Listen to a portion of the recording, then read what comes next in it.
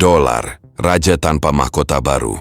Kamu duduk di depan layar, membaca berita ekonomi global, dan seperti biasa, semuanya kembali ke satu nama, dolar. Simbol kapitalisme Amerika.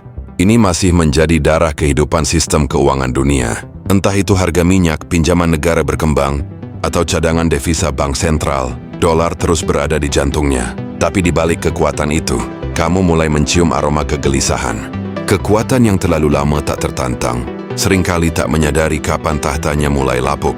Onsuli demam semomen ini mari kamu harus menengok ke belakang. Sejak akhir Perang Dunia II, dolar bukan hanya mata uang. Ia adalah fondasi sistem. Dibungkus dalam perjanjian Bretton Woods dan dijanjikan sebagai representasi emas, dolar menjadi jangkar stabilitas dunia pasca perang. Tapi kamu tahu dunia telah berubah. Hari ini, sekitar 60% dari cadangan devisa global masih disimpan dalam dolar. Namun angka itu turun dari 70% pada awal 2000-an. Dalam satu generasi dunia mulai beringsut, perlahan, diam-diam tapi pasti. Kamu menyadari ironi ini? Di saat Amerika menghadapi polarisasi domestik, krisis fiskal yang membengkak, dan utang nasional yang melampaui 34 triliun dolar, dunia justru tetap bergantung pada mata uangnya. Mengapa? Karena belum ada alternatif yang sepenuhnya layak. Euro, terlalu banyak kepala dalam satu tubuh.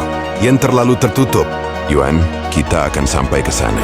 Tapi bahkan di jantung kekuatan dolar pun, kamu mulai melihat retakan. Sistem keuangan global yang dibangun di atas kepercayaan bahwa Amerika akan stabil, institusional, dan dapat diprediksi telah diuji keras sejak krisis 2008 dan semakin parah setelah respons moneter terhadap pandemi. COVID-19, triliunan dolar dicetak dalam waktu singkat.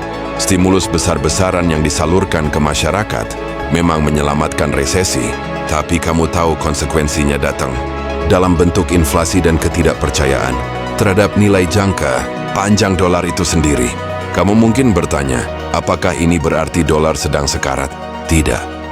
Tapi kamu tidak bisa mengabaikan fakta bahwa banyak negara mulai mengembangkan sistem alternatif. Arab Saudi dan Tiongkok membicarakan transaksi minyak dalam yuan.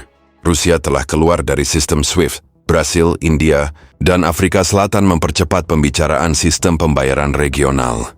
Dolar masih duduk di singgasana. Tapi kamu bisa merasakan itu bukan lagi kursi kekuasaan mutlak. Fakta sejarah penting yang muncul di sini adalah semomen tahun 1994 saat Amerika melalui Bretton Woods memaksa dunia untuk menjadikan dolar sebagai jangkar nilai tukar internasional. Dalam perjanjian itu, setiap mata uang nasional dikaitkan ke dolar dan dolar sendiri dikaitkan ke emas dengan nilai tetap $35 per ounce.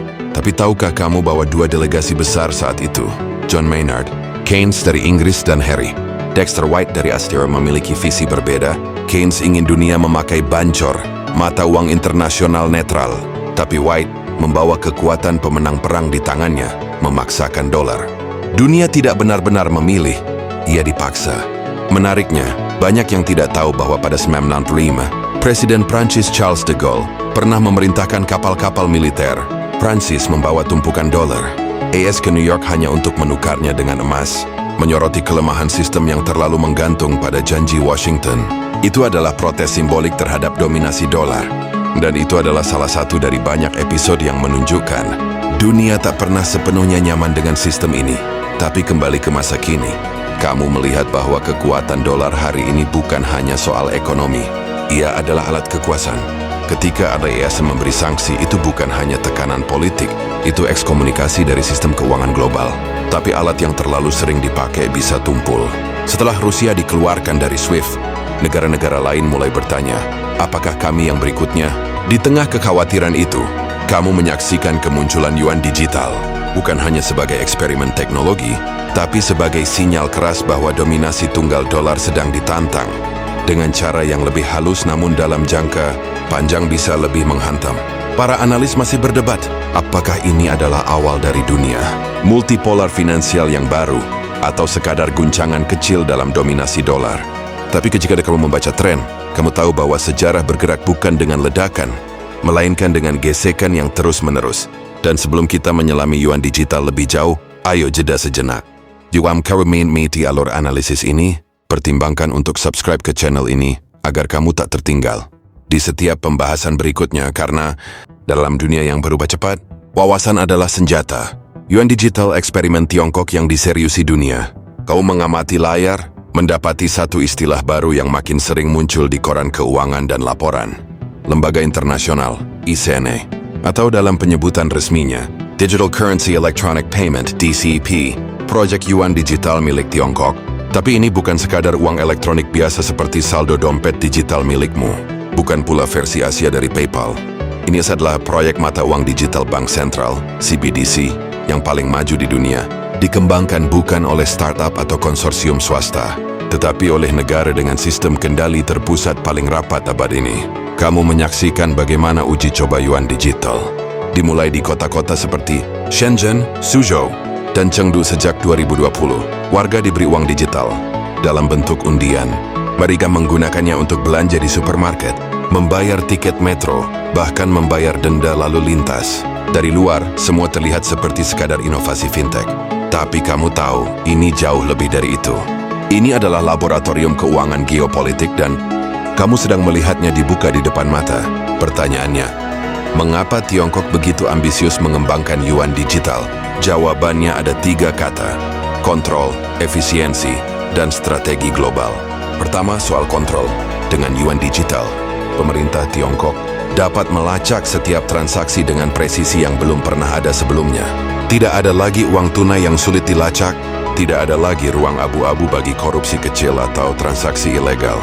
Kamu tahu bahwa bagi Partai Komunis Tiongkok, transparansi bukan sekadar akuntabilitas, ini adalah kekuasaan. Yuan digital memungkinkan Bank Rakyat Tiongkok memantau sirkulasi uang secara real-time, memberi pemerintah kemampuan untuk menyalurkan stimulus langsung ke warga, bahkan mencabut saldo dari akun siapapun jika dianggap perlu. Distopia bagi sebagian orang, efisiensi ekstrem bagi lainnya. Kedua, dari sisi efisiensi, sistem perbankan Tiongkok sudah jauh lebih digital dibandingkan banyak negara Barat. Hampir seluruh transaksi harian terjadi lewat platform, seperti Alipay dan WeChat Pay. Tapi 2 nama ini adalah perusahaan swasta, dan kamu tahu partai tidak nyaman ketika terlalu banyak data strategis dikendalikan oleh entitas non-negara. Jadi biar dengan DCP, negara tidak hanya memperpendek rantai distribusi uang, tapi juga mengambil kembali otoritas penuh atas moneter domestiknya.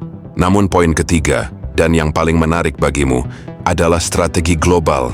Yuan digital bukan hanya untuk konsumsi dalam negeri. Ini adalah batu loncatan menuju ambisi lama, internasionalisasi Yuan. Dengan DCEP, Tiongkok dapat melewati infrastruktur pembayaran global berbasis dolar seperti SWIFT dan CHIPS dan membangun sistemnya sendiri. Kamu sudah melihat bibitnya. Kerja sama DCP dengan proyek Enbridge, Bank for International Settlements, BIS, yang menguji transaksi lintas batas berbasis CBDC antara Tiongkok, WEA, Thailand, dan Hong Kong. Perlahan, sistem alternatif sedang dibangun. Fakta historis penting di sini datang dari era dinasti Tang. Pada abad ke-7, Tiongkok adalah pusat perdagangan dunia. Jalur sutra menjadikan koin Tiongkok sebagai alat tukar regional. Tapi waktu berubah, penjajahan dan perang membuat Tiongkok kehilangan posisi itu.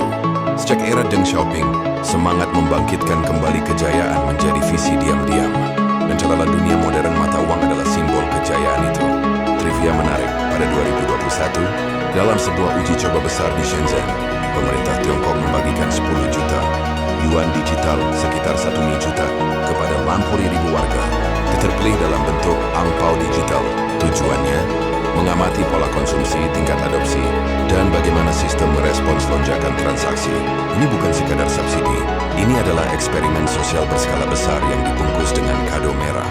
Namun para analis masih berdebat apakah Yuan digital akan benar-benar mampu menantang dominasi dolar. Tantangannya besar, kurangnya kepercayaan global terhadap transparansi sistem hukum Tiongkok, keterbatasan konvertibilitas Yuan, dan kekhawatiran terhadap pengawasan negara. Tapi seperti yang kamu tahu, teknologi baru tidak langsung mengubah segalanya. Yang menggerogoti pelan-pelan.